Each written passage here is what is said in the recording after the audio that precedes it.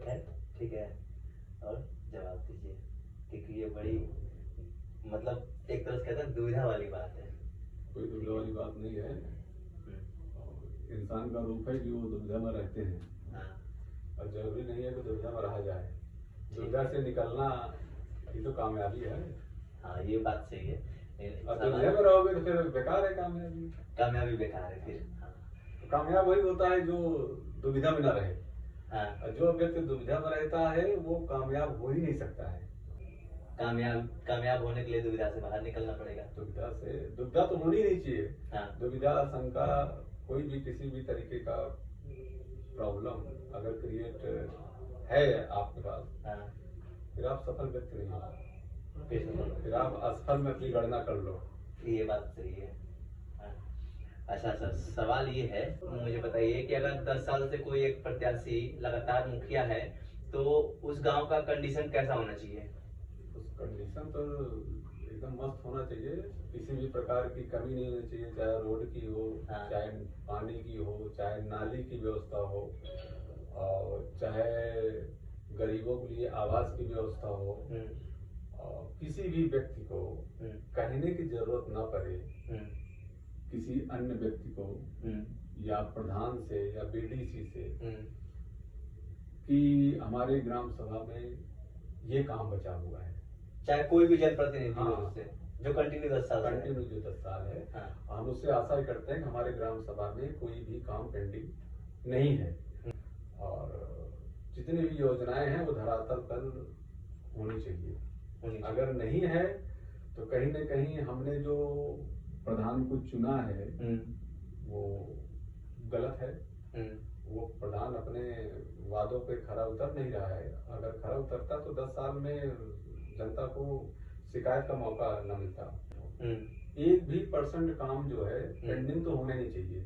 10 साल के अकॉर्डिंग 10 साल का अगर रेगुलर प्रधान कोई है तो 1% काम पेंडिंग नहीं होना चाहिए। हाँ, वो काम पेंडिंग जरूर होता है कि जैसे कि बारिश आ गया, कोई चक्रवात हुआ, एक खड़ंजा हुआ, बह गया है, हाँ, टूट गया है, पुलिया टूट गया है, नालियां बह गई हैं, तो वो काम प्रोसेस में होना चाहिए। उस पर प्रधान जी उसको काम तत्काल करना चाहिए, जैसे उनको समय मिले। प्रधान कंटिन्यू 10 साल से या दूसरा प्रधान अभी खड़ा हो रहा है तो किसके साथ रहना उचित होगा? आप विकास पे वोट करिए, काम पे वोट करिए। अगर विकास अच्छा हो रहा है तो आप वोट करते जाइए, कोई दिक्कत नहीं है।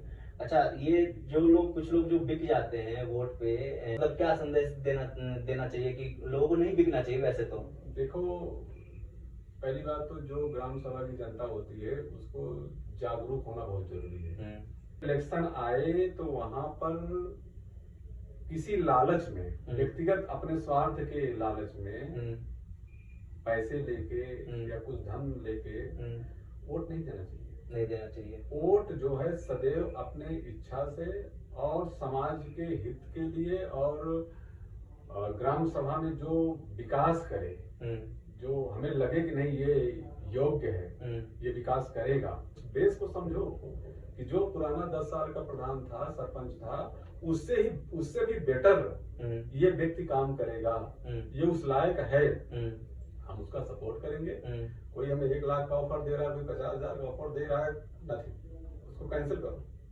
उस व्यक्ति को तो वोट देना नहीं जो पैसे से वोट दे, जो दारू पिला के तुमसे वोट ले, उसको वोट नहीं देना चाहिए। उसके बाद ये भी तो एक इश्यू आता है, जैसे हम वो पैसे लेके वोट दे दिया, उसके बाद अगर हम किसी काम के लिए उनके पास जाते हैं तो वो हमारा काम ना भी करें, या बिल्कुल जरूरी नहीं है तुम्हारा काम हो।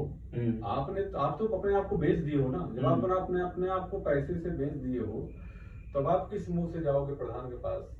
हाँ, काम करवाने के लिए? हाँ, नहीं जा सकते हैं। नहीं जा सकते। हाँ बिल्कुल। अगर गए हो तो कुछ क्या सोच के गए हो?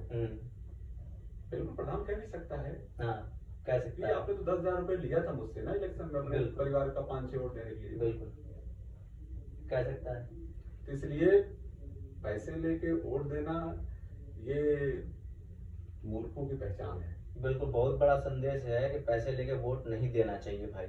ठीक है, जो वोट देना है आपको, आप अपने अधिकार से, अपनी इच्छा से वोट दीजिए। ठीक है, और डेवलपमेंट के साथ रहिए। क्यों सर? बिल्कुल। जो जो डेवलपमेंट करेगा, जो व्यक्ति हमारे गांव समाज का हित करेगा, हम्म, विकास करेगा, उसके साथ जनता को सदैव खड़ा होना चाहिए। ऐसे प्रत्याशी की जरूरत नहीं है। अपने काम के लिए अपना ब्यौरा न रख पाए हमारे ग्राम सभा में क्या चीज जरूरत है, वो एक एप्लीकेशन में लिख के वीडियो को दे ना पाए, ऐसे व्यक्ति को प्रत्याशी बनाना ही नहीं चाहिए गाँव वालों को। अगर बनाते हैं तो समझो गांव का 5 साल का विकास ठप हो गया। राजस्थान में सरकारें चेंज होती है हर 5 साल पे, तो उस बेस पे हर 5 साल पे चेंज होना चाहिए या नहीं होना चाहिए? जरूरी नहीं है कि 5 साल में हर जगह सरकार चेंज हो। जरूरी नहीं है कि हमारे ग्राम सभा में हर 5 साल में मुखिया चेंज हो। जहाँ पर हर 5 साल पे चाहे मुख्यमंत्री चुनाव हो, चाहे प्रधानमंत्री चुनाव हो, चाहे मुखिया, चाहे छोटा कोई भी चुनाव हो, अगर हर 5 साल पे सरकारें चेंज हो रही हैं या प्रधान चेंज हो रहा है, समझ लो उस इलाके में काम नहीं हो रहा है। अगर उससे भी अच्छा कोई काम कर रहा है तो फिर बेटर है, वो है ना? फिर तो कंपटीशन है। कंपटीशन, जहाँ पे कंपटीशन है वहीं पे विकास है, जहाँ पे कंपटीशन है वहीं पे जहाँ विकास है। कंपटीशन नहीं वहाँ विकास नहीं है। डेवलपमेंट पे देना चाहिए या फिर व्यक्तिगत तौर पे देना चाहिए? डेवलपमेंट पे देना चाहिए। व्यक्तिगत तौर पे किसी को वोटिंग नहीं करना चाहिए। नहीं करना चाहिए। जी बिल्कुल, बहुत अच्छी बात है। डेवलपमेंट पे देना चाहिए, क्योंकि डेवलपमेंट पे अगर वोट दिया जाएगा तो काफी सारी चीजें होंगी, और नहीं तो कुछ नहीं होगा। बिल्कुल, है ना? तो सर एक परेशानी ये है, प्रधान है, ठीक है, वो 10 साल से है कंटिन्यू, और काम भी लगभग हुआ है, कुछ काम बचे हुए हैं, तो वो किस कारण से बचे हुए हैं अब तो ये नहीं पता, बट बचे हुए हैं, जहाँ होना चाहिए वहाँ नहीं हुआ है। किस कारण से हाँ। काम बचा हुआ है, हाँ, ये तो जनता सवाल करेगी ना। हाँ, क्योंकि इस प्रधान बार प्रत्याशी से बिल्कुल सवाल करेगी कि आपने ये काम क्यों नहीं किया। अगर हम आपको दोबारा प्रधान चुनते हैं तो आप कितने महीनों में इसको करके दिखाएंगे, क्या आपका एजेंडा है। प्रधान से सवाल पूछना जायज है या नहीं है? देखो, जनता ने अगर किसी को प्रधान मुखिया बनाया है, हाँ। तो जनता का हक है ना? कि हाँ, अपने मुखिया से सवाल करने का, और मुखिया का भी हक है कि अपने जनता को संतुष्ट करना, है ना? उस बीच में तीसरा आदमी कोई नहीं आएगा। नहीं, तीसरा क्यों? हम डायरेक्ट प्रधान को वोट जैसे- दिए हैं, हम डायरेक्ट उनसे क्वेश्चन करेंगे। जैसे प्रधान के कुछ जैसे लोग, निजी लोग होते हैं जो आगे पीछे चलते हैं या उठते बैठते हैं, अगर कोई उनसे सवाल पूछता है तो वो लोग उस व्यक्ति को ना टारगेट पे ले लेते हैं, जैसे एक तरह से, है ना? बीच बाजार में रोक देना या कहीं रास्ते में रोक देना या उन पे सवाल करना, तो ये कहाँ तक सही है? ऐसे व्यक्ति से दूरी बना कर रखो। पहली बात, जो वोटिंग करते हैं वो डायरेक्ट प्रधान से हर बात करें, डायरेक्ट करें, इसमें किसी बिचौलियों का काम नहीं है। तो ऐसा अगर असमंजस है जनता के बीच में, तो जनता और प्रधान का तालमेल, समन्वय सही नहीं है। इसको बिल्कुल 100% हर एक 18 साल के ऊपर का व्यक्ति जो वोटर लिस्ट में जिसका नाम है, अधिकार है, वो प्रधान से अपनी छोटी से छोटी, बड़ी से बड़ी प्रॉब्लम जाके शेयर कर सकता है। बीच में किसी बिचौलियों का काम नहीं होना चाहिए। ये कोई सब्जी मंडी थोड़ी है कि वहाँ पे सब्जी है, ये कुंटल उतार लिया, हम इसको इतने पे इतने बेचेंगे। नहीं, डायरेक्ट जाके उनसे आप सवाल जवाब कर सकते हैं, हर चीज पे बात कर सकते हो, है ना? और प्रधान का भी कर्तव्य होना चाहिए कि हमसे कोई क्वेश्चन कर रहा है समाज के लिए, ग्राम सभा के लिए, हित के लिए, उसको संतुष्ट करके भेजें, आश्वासन पूरा दें, और उस आश्वासन पे उनको खरा भी उतरना चाहिए। अच्छा, एक चीज ये भी प्रधान का ये भी तो कर्तव्य होता है कि जैसे कोई भी योजना अगर आती है पंचायत में तो वो सबको बताए। बिल्कुल, है ना? कोई भी नई योजना पंचायत में आती है तो प्रधान का पहला कर्तव्य होता है कि अपने जितने वार्ड के सदस्य हैं सबको बिठा के एक मीटिंग करें, और उस मीटिंग में अपने वार्डों मेंबर को सबको बताएं कि ये सरकार द्वारा ग्राम सभा में ये योजना आई हुई है। उसके बाद सारे वार्ड मेंबर जो मिलके वो समाज के जितने भी लोग हैं ग्राम सभा में, सबको एक जगह एकत्रित करके और उनको वो चीज बताएं कि ये नई योजना आई है और इसको हम लागू करने जा रहे हैं, आप लोग को जानना जरूरी है। हाँ। अच्छा, ये बताइए सर, जैसे जो अभी इलेक्शन होने वाला है और जो वर्तमान प्रत्याशी वो भी आएंगे, जो नए प्रत्याशी है वो भी आएंगे, तो उनसे एक सवाल क्या पूछा जाए, उनसे उम्मीद रखी जाए? देखो, कोई भी प्रत्याशी आपसे वोट मांगने आता है उसका वोट मांगना अधिकार है, आपका वोट देना भी अधिकार है। तो अब ये आपको सोचना है कि किस प्रत्याशी को हमें वोटिंग करना है। हाँ, अपने व्यक्तिगत स्वार्थ के लिए आप व्यक्तिगत किसी प्रत्याशी को सपोर्ट मत करिए। जिसमें समाज का हित हो, जिसमें ग्राम सभा का हित हो, उसी को आप वोट करिए। दूसरा एक नया प्रत्याशी खड़ा हुआ है, वो भी ठीक ठाक है, लेकिन उसके हमारा रिलेशन अच्छा है, लेकिन कहीं न कहीं हमें लग रहा नहीं, इससे अच्छा तो बेशक हमसे उससे बोलचाल नहीं है, लेकिन वो प्रधान यार काम अच्छा था, वो व्यक्ति पढ़ा लिखा योग्य है, समझदार है, वो गांव के हित में काम करता है। आप अपना वोट खराब मत कीजिए। आप बेशक वो दुश्मन प्रत्याशी उसको आप जाके वोट करके आइए। हो सकता है आपके घर वोटिंग मांगने ना आए, उसको लगे कि शैलेश मिश्रा हमें वोट नहीं देंगे, ये उसकी सोच हो सकती है, लेकिन हमारी सोच हो सकती है कि ग्राम सभा का विकास, हम उसको देंगे वोट। बिल्कुल मिला जुला हमारे गांव का विकास होगा।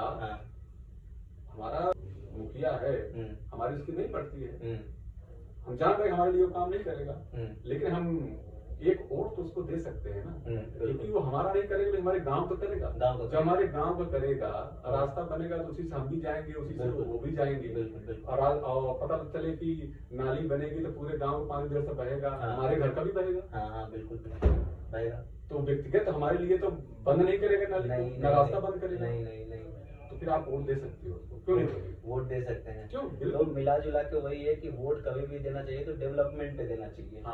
आपसी दुश्मनी वोटिंग नहीं करना चाहिए। हाँ बिल्कुल, आपसी दुश्मनी नहीं करना चाहिए, और कभी भी वोट देना चाहिए तो डेवलपमेंट पे देना चाहिए। और जो प्रत्याशी आते हैं, जो या पुराने जो प्रत्याशी आए हैं जो हैं, अगर वो वोट मांगने आते हो तो उनसे हम सवाल पूछ सकते हैं कि मतलब आपने इतने दिन में क्या किया और आगे आप क्या करने वाले हो। खूब सवाल पूछो, है ना, खूब सवाल पूछो, उधर से आपको खूब जवाब भी आएगा। प्रत्याशी कैसा होना चाहिए? घर में ज्यादा वोट है और ज्यादा पैसा है उनका होना चाहिए, या फिर गरीबों का, या फिर सबका होना चाहिए, बराबर देखना चाहिए? हम मान लो हम मुखिया का चुनाव लड़ रहे हैं, हम अपने ग्राम सभा में हमारा अच्छा व्यवहार है, अच्छा हमने काम किया है, अच्छा हमारा तालमेल है, तो लोग और उस योग्य हैं, तो जनता को हमें चुनना चाहिए। अगर हम इस योग्य नहीं है तो जनता को बिल्कुल हमें अवॉइड कर देना चाहिए। कुछ लोग क्या होते हैं, तय बड़ी कि मैं बड़ी चुनाव लड़ लेते हैं, कहते हैं फलाना खड़ा है तो हम भी खड़े होंगे। बिल्कुल। तो ये मतलब जो प्रधान मुखिया होते हैं, ये एक तरह से देखा जाए तो बराबर का होना चाहिए, अमीर का भी होना चाहिए, गरीब का भी होना चाहिए, दलित का भी होना चाहिए, उच्च का भी होना चाहिए, इनके लिए कोई भेदभाव नहीं होनी चाहिए। देश के प्रधानमंत्री ने कहा था सबका साथ सबका विकास, तो इसमें जब सबका साथ मिलेगा तो सबका विकास होगा। सबका साथ जरूरी है प्रधान के पास।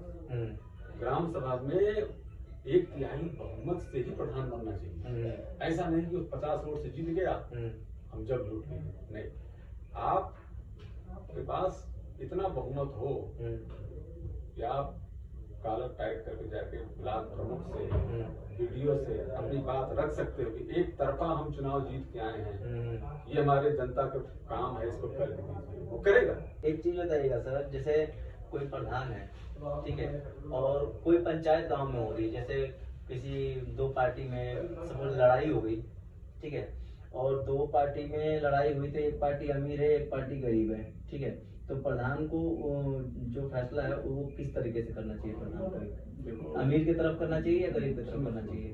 तो लोगों के व्यक्ति में आपस में लड़ाई झगड़ा हो गया इसी मैटर को लेके, और दोनों व्यक्ति जो है, एक गरीब व्यक्ति है, एक थोड़ा सा पैसे वाला व्यक्ति है, दोनों व्यक्ति कहाँ जाएंगे?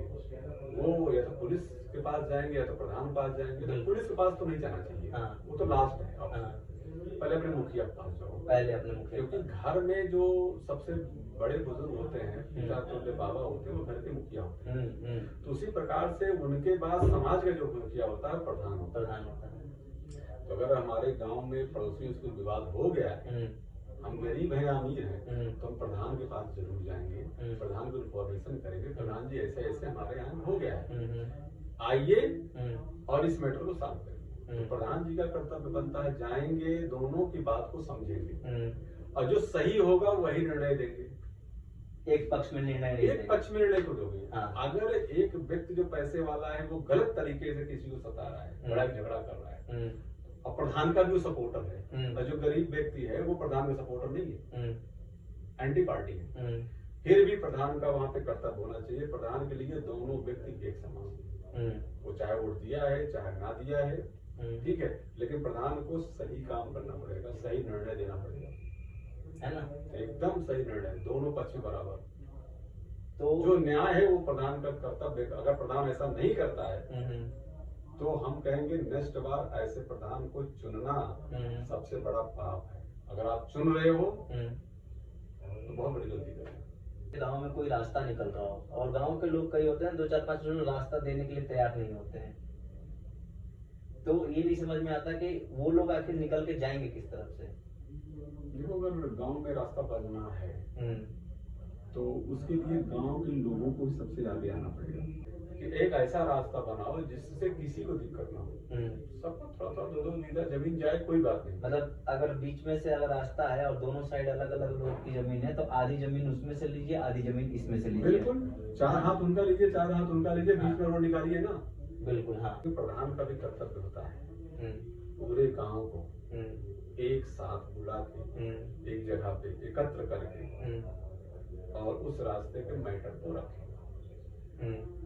भाई देखो, इसमें 7-8 लोगों की जमीन है और रास्ता चाहिए, तो हम अपनी तरफ से एक राय रखना चाहते हैं कि इस इलाके से, इस जगह से अगर रास्ता चला जाता है तो पूरे गांव के हित में होगा। और जहाँ पे थोड़ा सा भी पढ़े लिखे लोग समझदार होंगे ना, वो जरूर बात को मान लेंगे, नहीं बात सही है, क्योंकि जमीन कहीं जानी नहीं है। हम लोग आपस में लड़ मर के ऊपर चले जाएंगे, जमीन यही रह जाएगी।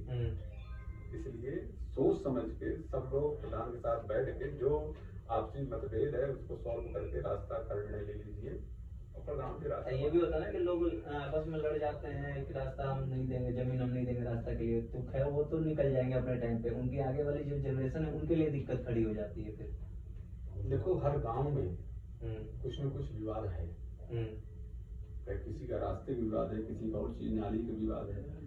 तो अगर हमारे पहले की पीढ़ियां कुछ गलत करी थी, आपस में तालमेल नहीं बन पाया था, वो रास्ता नहीं बनवा पाए थे, तो हमारा कर्तव्य है कि हम भी उसी तरीके से रास्ता न बनवाएं, झोल लगाएं, अड़ंगा लगाएं, अपना जीवन काट के गुजर के चले जाएं, गुजार के। नहीं, ऐसा नहीं होना चाहिए।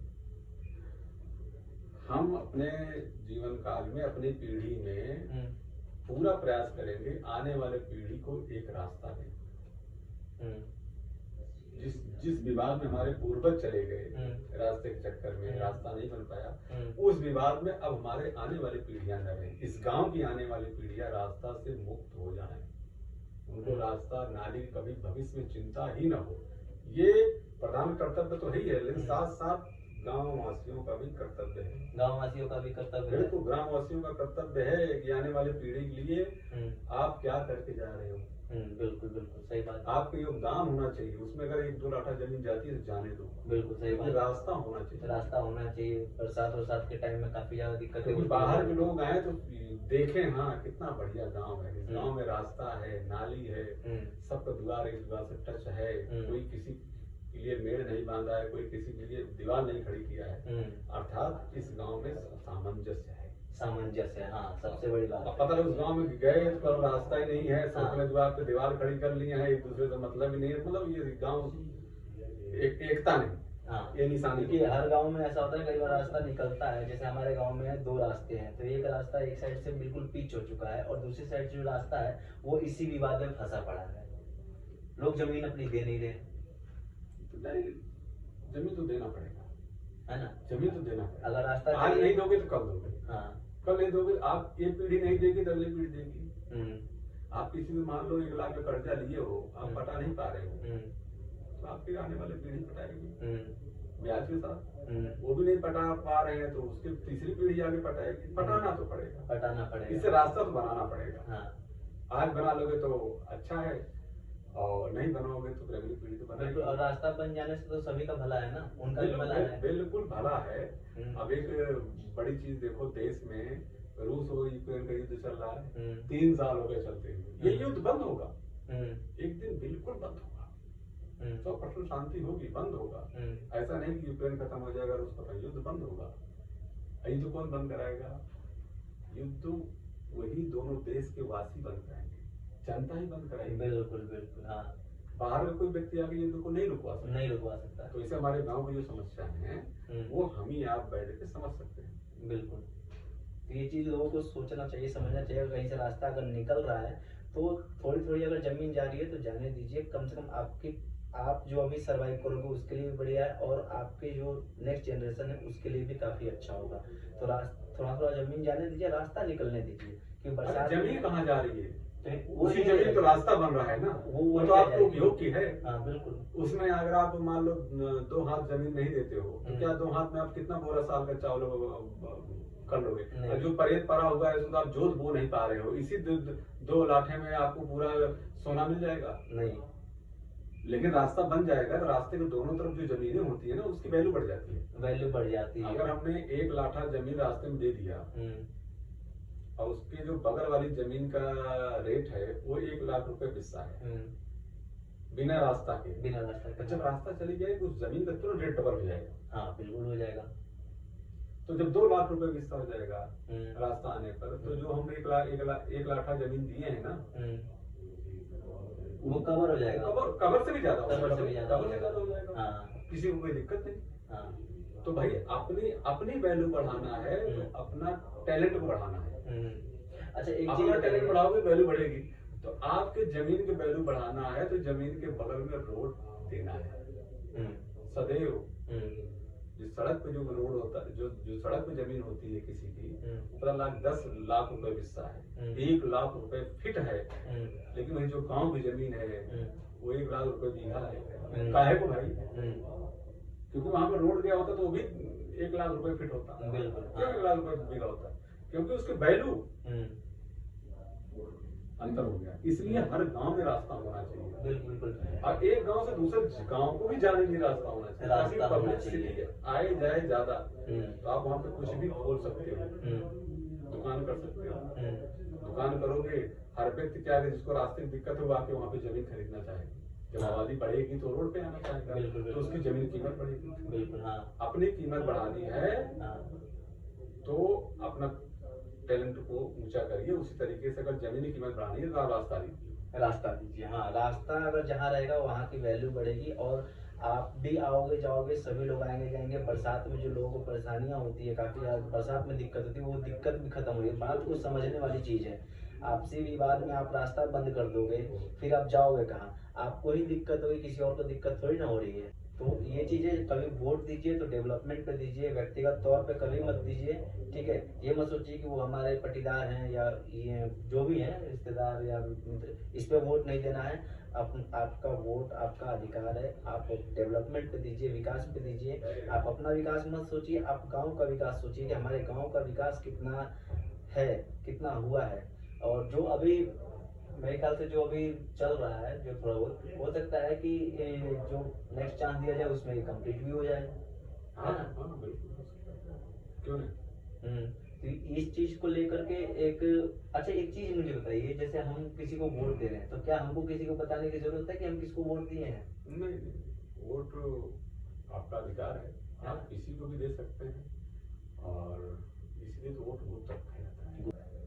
वोट देने के बाद जो प्रधान बन गया है उसको ये समझना चाहिए कि हमारे ग्राम सभा में 3000 वोटर हैं, 3000 वोट पड़ा है, और उसमें से हमें 1600 वोट मिला है, 1400 वोट अन्य प्रत्याशियों को मिला है, हम 100 वोट से जीते हुए।